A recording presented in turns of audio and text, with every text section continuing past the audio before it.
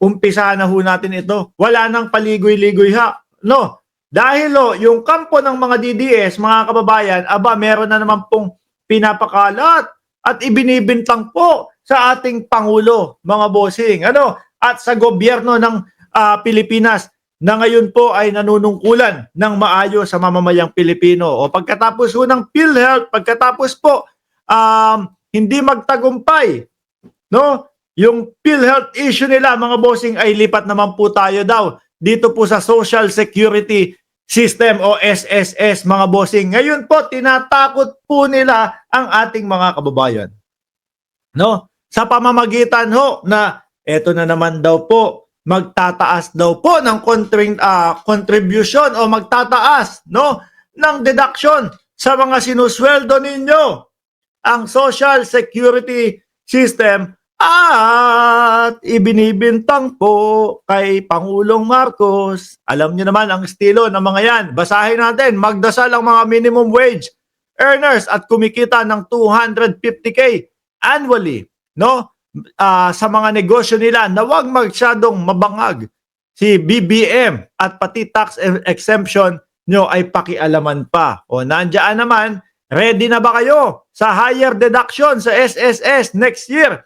My fellow Filipinos, alam nyo ho mga bossing, nung hindi po nagtagumpay yung unang banat ho nila, mga kababayan, yun sa PhilHealth, eto naman, bumanat naman ng pangalawa. Ang ginagamit naman po nila, mga bossing, ay SSS. Ano po ba yung nandiyan, mga kababayan? Ito ho.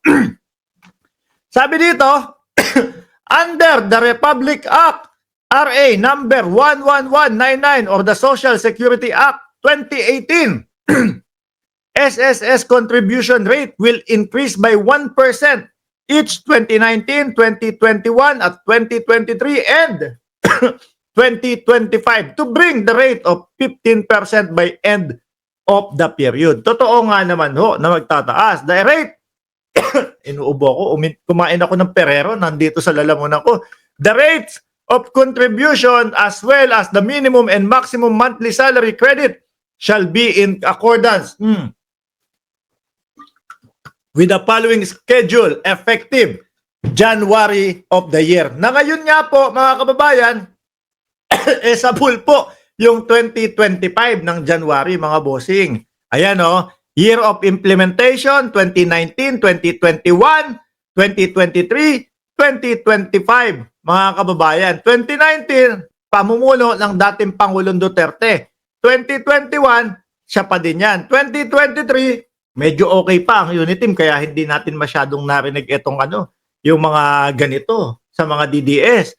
2025, ayan, hindi na okay. Kaya, banata natin. Pagmukain natin na mali si Bongbong Marcos. Pero ang totoo, mga kababayan, kanino ba nagmula ito? Sino po ba ang nagpatupad nito? Sino po ba ang lumagda nito? Sino ba yan?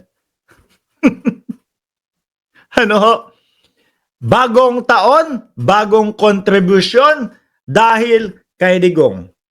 15%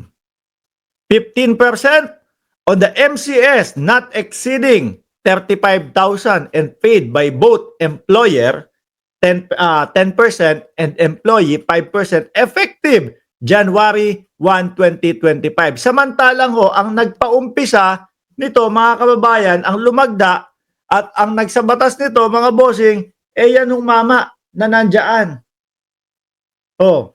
Di ba dapat ang sisihin nyo, mga DDS, itong idol nyo na dating Pangulong Duterte? Bakit hindi nyo binuksan yan noong 2023? Bakit hindi nyo inungkat yan noong 2023? Kasi medyo okay pa ang unit team.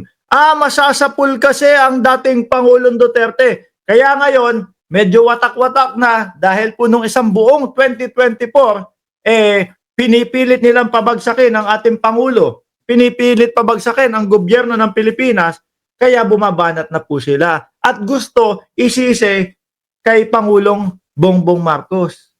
Nakita nyo ho yung logic? Nakita nyo ho yung pagkakasunod-sunod, mga kababayan? 2019, 2021, okay lang, no? Dating Pangulong Duterte yan Walang salita. no? 2023, hindi din nagsalita. Bakit? Kasi okay pa unit team, masasapul. 'Di ba, Beauty? Naku, si Beauty, nandiyan na, huwag kayong maingay, 2025 na, hiwa-hiwalay na. Isisi natin kay PBM. Isisi natin kay Pangulong Bongbong Marcos yung ginawa ni Digong. No? Sabihin natin sa mamamayang Pilipino, 2025 na, tataas na naman ang contribution nyo. No? Mababawasan na naman yung perang iniuuwi nyo sa inyong pamilya, mga kababayan. Yung pala, ang salot na gumawa, yung tatay nila. Di ba? Ayan, ginagalit nyo si si Shiro Kansaki Di ba? Sabi ni Sel Ordanyes, wow, DDS, kung makakatulong ba sa pag-angat ng bansa, bakit hindi? Kung kinakapos, dahil kurakot ang mga dati. Basta ikasisira, sira ng poon nila, di yan sila iimik. Ganyan ang estilo nila. Di ba? Siguro napag-usapan, meron tayong mai-issue ngayon kay Bongbong Marcos. Bukod sa hindi umubra yung bangag-bangag natin, hindi umubra yung PhilHealth natin, eto, sasapul sa kanya sa pagpasok ng taon. Takutin natin ang mamamayang Pilipino. Sabihin natin, tataas ang contribution. Madadagdagan na naman ang ikakaltas sa inyo para sa SSS. No? Pagmukain natin dahil kay Bongbong Marcos. Kapag ka pag nag-research talaga tayo, saan ba nagmula yan? Di ba? 2019 pa lang, 2019, 2021, 2023, 2027. Saan ba nagmula yan? Sino ba ang lumagda niyan? Eto pala. Di ba? Si dating Pangulong Duterte. Okay? Ako, sasabihin na naman po sa atin, mga kababayan, ng mga DDS niyan. Etong si Mark Ramos, ang pinaka-fake news na vlogger sa YouTube. Fake news kasi masakit talaga mga kababayan. Alam niyo naman no? Bago tayo pumarap dito sa inyo, naku, nire-research po namin maigi yan. At hindi lang po ako mag-isa. Hindi ko i-credit sa sarili ko lang yung pag-research. Nandiyan po sila, Jordan G. Nandiyan po yung Team Mark Ramos. 4, 5 kami na magkakasama, mga kababayan, para i-research lahat nung katotohanan at hindi mag-vlog ng basta-basta lang Di ba? Sapul na naman ang mga DDS nito. Ipapakalat nila yan, mga bossing. Kaya po, kapag nakita nyo, nag-vlog, isinisisi sa Pangulong Bongbong Marcos yung dagdag contribution sa SSS, rektahin nyo na. Tatay mo ang pumirma o lumagda dyan.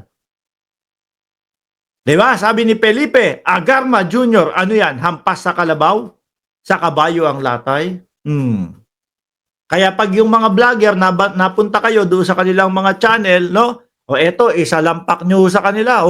Dating Pangulo ang ang lumagda dyan Diba? Starting January 1, 2024, as mandated by the Universal Healthcare Act signed by Duterte, 5% sa PhilHealth.